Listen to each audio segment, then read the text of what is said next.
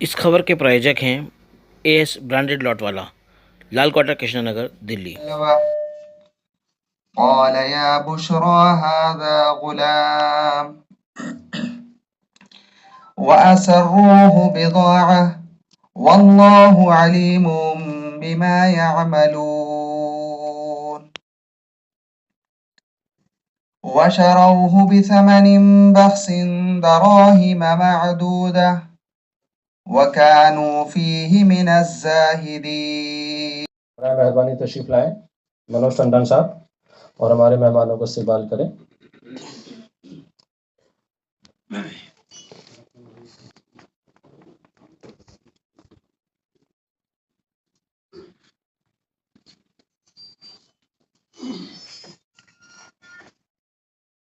नमस्कार दोस्तों, आप सभी का इस्तकबाल करता हूं, स्वागत करता हूं, खैर मकदम करता हूं। यहां मौजूद एक एक हस्ती वर्किंग जर्नलिस्ट क्लब वो अहम संस्था बनती जा रही है जो देश की रियासत के सहाफियों का चौथा स्तंभ माना जाता है। और बाकी आप लोग चौथा स्तंभ आज देश के सारे जर्नलिस्ट ये सोच लें कि देश में जो भी सरकार है, जो भी सत्ता है, वो समाज के हित की नहीं है। तो पहले तो हमने यही देखा कि जब जर्नलिस्टों ने अगर आवाज उठाई तो हमेशा सत्ता परिवर्तन हुआ। तो आज वो बात भी खत्म होती हुई नजर आ रही है जर्नलिस्ट सिंह से रिलेटेड। और एक हकीम साहब ने 1972 में बिजनेस एम्प्लॉयमेंट ब्यूरो बनाया था, उसका नाम अब बदल के हमदर्द लर्निंग एंड वेलफेयर सोसाइटी हो गया। तो उसमें साहब 50 साल से हमने 50 साल भी मनाए उसके, और जो काम हुए वो बाकायदा आर्काइव्स में दर्ज। जिस तरह से तरक्की कर रही है और खास करके वो नौजवान साथी जो 1980 के बाद से और आज तक नए अंदाज में मेहनत और लगन के साथ काम कर रहे हैं उर्दू सहाफत के लिए, वो काबिल मुबारकबाद है। बड़ा मेहरबानी हमारी हौसला अफजाई होती रहेगी। नौमान साहब इधर इधर इधर इधर ये हमारी मोहम्मद रहीम साहब हैं। अरे फजील साहब उधर से जाके करो उधर। फजील साहब, ठीक है, ठीक। मोहम्मद उबैद साहब के साथ जो हमारा टॉपिक है उस पर आप बात नहीं करना चाहूंगा, मगर मेरे ख्याल से उसका नाम आज के बाद से नारद मीडिया रखा जाना चाहिए। क्योंकि भाई ये जो मीडिया है इसका काम सिर्फ और सिर्फ लोगों को आपस में प्रोग्राम वो करते हैं। बहरहाल हमारे सर हाँ सर देखिएगा कुमार साहब भी साथ में हैं सर। चलो ठीक है। ये सत्ता लाल मियाँ के RWA के सदर हैं। मैं दरखास्त, क्योंकि वो सालत में नहीं है, लेकिन उनका शुक्रिया तशरीफ लाए। नवाब अख्तर साहब आए। हाँ, नहीं अभी नहीं। हाँ भाई बहुत खूब जी। इधर देखिए, थोड़ा सा मीम अफजल साहब थोड़ा सा से इस्तीफा दे करके अखबार निकालने के लिए आया था। मैं वाकई बता रहा हूँ कि मेरे अकाउंट में सिर्फ 400 रुपए थे, और मैंने उस 400 रुपए से और कुछ उधार के असासे से अखबार नौ की शुरुआत की थी।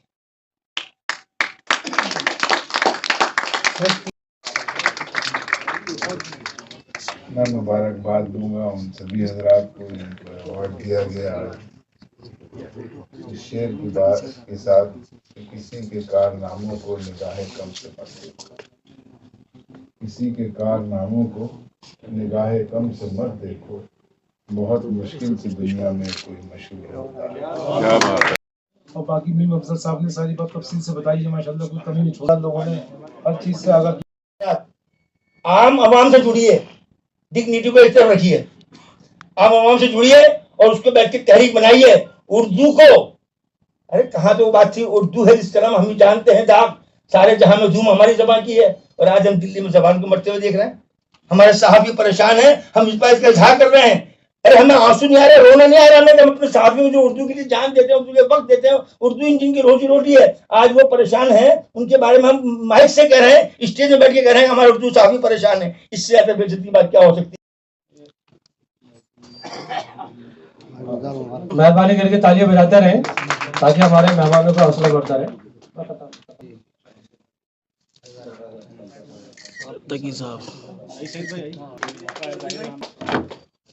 एडवोकेट शुएब साहब से मेहमानों को शुक्रिया अदा करें।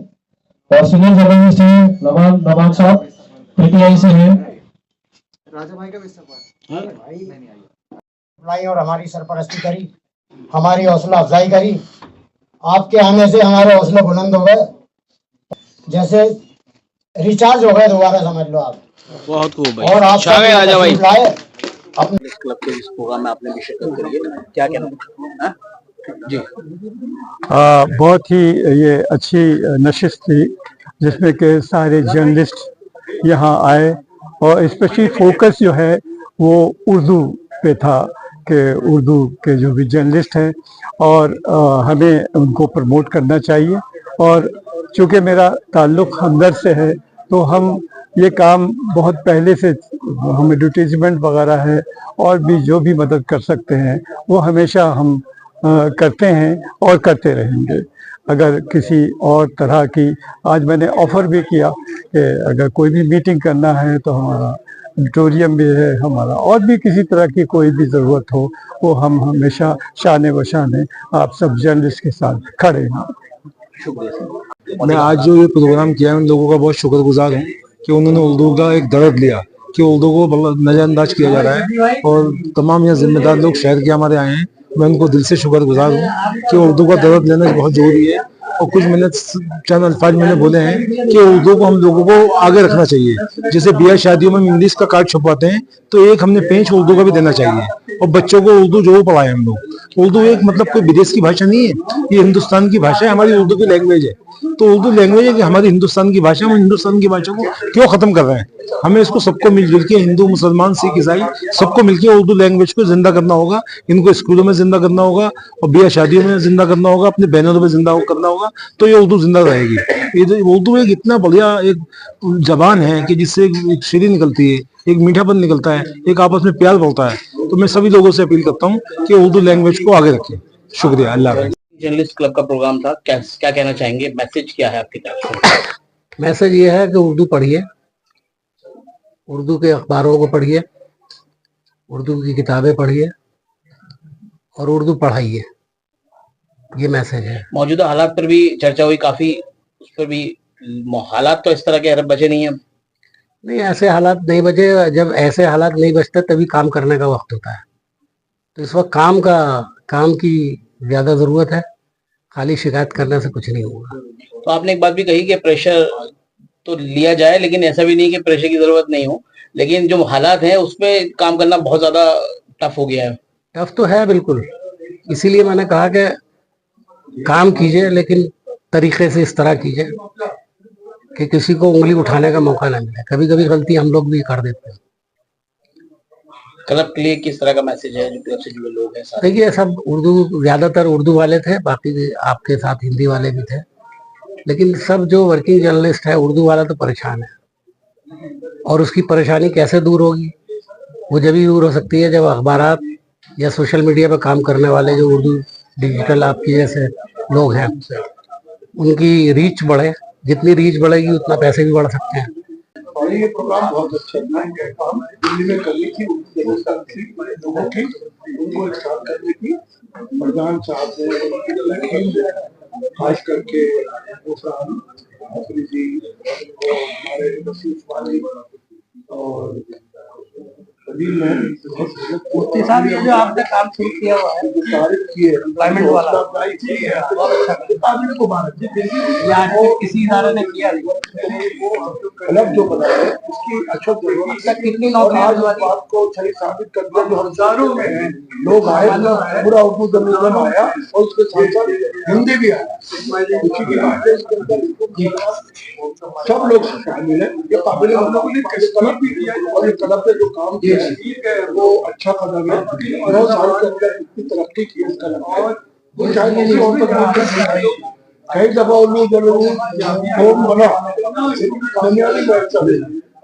हमारे दौर में भी उर्दू कॉन्फ्रेंस लेकिन गलत जो बना है इससे तवक्को है कि को खास करके नौजवानों को मौका मिलेगा और तरक्की होगी और इसके साथ साथ परेशानी है उसका भी अल्लाह का। बहुत शुक्रिया गुलजार साहब और बहुत शुक्रिया वर्किंग जर्नलिस्ट का मुझे यहाँ बुलाने के लिए, मुझे मौका देने के लिए, बात करने के लिए। मैंने जैसा बताया कि वर्किंग जर्नलिस्ट के लिए जो है सबसे बड़ी जो प्रॉब्लम है, मसाइल जो मेन मसाइल है वो 4 मसाइल हैं। पहला मसाइल जो है वो रिड्यूसिंग लीडरशिप का है। अब आप देखें अखबार चाहे उर्दू का हो चाहे हिंदी का हो, लीडरशिप जो है वो आने वाले वक्त में कम हो रही है, चूँकि ये जो है ट्रेंड टुवार्ड्स डिजिटल मीडिया की तरफ जा रहा है। ट्रेंड जो दूसरा मसला है वो डिजिटल मीडिया का है।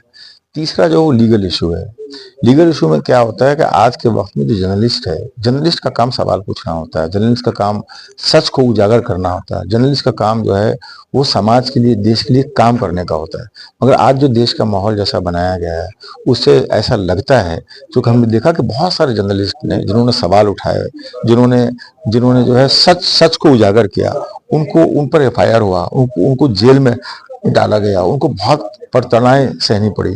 तो बहुत बड़ी चीज है, बहुत बड़ा इशू है।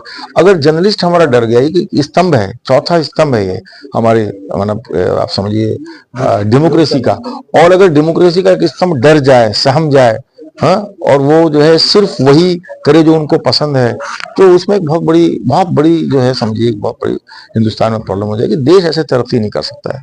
और सबसे लास्ट पॉइंट जो मैंने बताया, जो प्रॉब्लम है, मसाइल है, वो फाइनेंशियल कंस्ट्रेंट है। जैसे मैंने बताया कि पिछले 10 सालों से या 15 सालों से ये ट्रेंड देखा गया है कि उर्दू अखबार को खास तौर पर करके जो उनको जो है जो एडवर्टाइजमेंट मिलता है, जो उनको जिससे वो अखबार चलता है, या जैसे आपका मीडिया है, आपका भी मीडिया जो है वो एडवर्टाइजमेंट से ही चलता है, वो बहुत उसमें कमी आई है।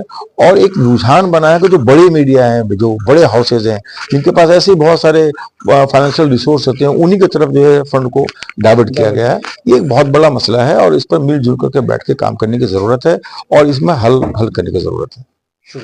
देखिए, एक तो ये बहुत अच्छी बात है कि उर्दू ज़बान, उर्दू तहजीब को जिंदा रखते हुए आज इतने मौजूद लोग यहाँ बैठे और उन्होंने उर्दू ज़बान के बारे में बात की और जर्नलिस्ट के बारे में बात की कि आज के सिचुएशन में जर्नलिस्ट कहाँ स्टैंड कर रहे हैं।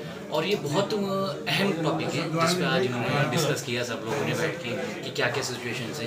एज ए एडवोकेट प्रोफेशन हम लोगों को जो सहायता दिल्ली सरकार से मिली हुई है, हम ये एक्सपेक्ट करते हैं कि जर्नलिस्ट को भी दिल्ली सरकार से सहायता मिले, सेंट्रल गवर्नमेंट से सहायता मिले। जर्नलिस्ट एक्ट पास किया जाए, वेलफेयर एक्ट पास किया जाए, जिसमें जो न्यू जर्नलिस्ट हैं उनको गवर्नमेंट एक छोटा सा, ज़्यादा लंबा चौड़ा नहीं, एक छोटा स्टाइपेंड जरूर दे, जिससे कि उनको एक मोटिवेशन मिले, कि जर्नलिस्ट को मोटिवेशन मिले आगे काम करने का। आज आपने भी यहाँ वर्किंग जर्नलिस्ट क्लब का जो प्रोग्राम था उसमें शिरकत की, क्या कहना चाहेंगे जो मौजूदा हालात है उसको ध्यान में रखते हुए? अस्सलाम वालेकुम। जैसा कि आपने सभी ने माशाल्लाह यहाँ पर बहुत अच्छा बोला और हमें इतना इल्म नहीं था कि जर्नलिस्ट को भी हमारी कितनी परेशानियों से दो चार होना पड़ता है।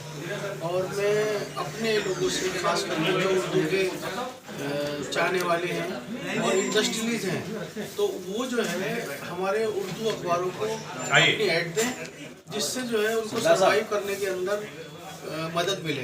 ये ऐड जो है उर्दू अखबारों के लिए एक बहुत बड़ा जरिया है आमदनी का, और मैं लोगों से ये भी कहूँगा कि इसका उर्दू अखबार का सब्सक्रिप्शन लें ताकि इसको लोग पढ़ें और लोग उसको पढ़ के जब उसको पढ़ेंगे तभी हमारे को अपने सामाजिक जो हमारे आसपास का जो माहौल है उसके बारे में खास करके हमारे उर्दू मीडिया कवर करते हैं। और उन जर्नलिस्ट को जो गवर्नमेंट की चाटुकारिता नहीं करते और बल्कि बेबाक होकर लिखते हैं, मैं उनको सलाम करता हूं। और ऐसे जर्नलिस्ट को जो है आगे आना चाहिए और उन्हीं लोगों का आज प्रोग्राम रखा है जिनको यहाँ सम्मानित किया गया। अल्लाह ताला, मैं कहता हूँ और लोग भी जो है ऐसे ही उभर कर आए और सही पत्रकारिता में हिस्सा लें। शुक्रिया। सरकारी ओहदे पर बैठ जाते हैं, सरकारी पद लेते हैं, सरकारी ओहदे पे लेके बैठते हैं और उर्दू के लिए कुछ नहीं करते हैं, उनकी डिमांड तक नहीं करते हैं, अपने ओहदे की सिर्फ रक्षा करते हैं, उसकी पासदारी करते हैं। ये बना रहे, हमारी मामला चलता रहे, ठीक है, इससे ज्यादा कुछ नहीं। अब आगे देखिए, इससे ज्यादा और सवाल का टाइम आने वाला है, जब हमारे स्कूल मर्ज हो रहे हैं तो हम पे बचेगा क्या? जब उर्दू पढ़ने वाले ही नहीं होगा तो उर्दू को अखबार क्या करेंगे?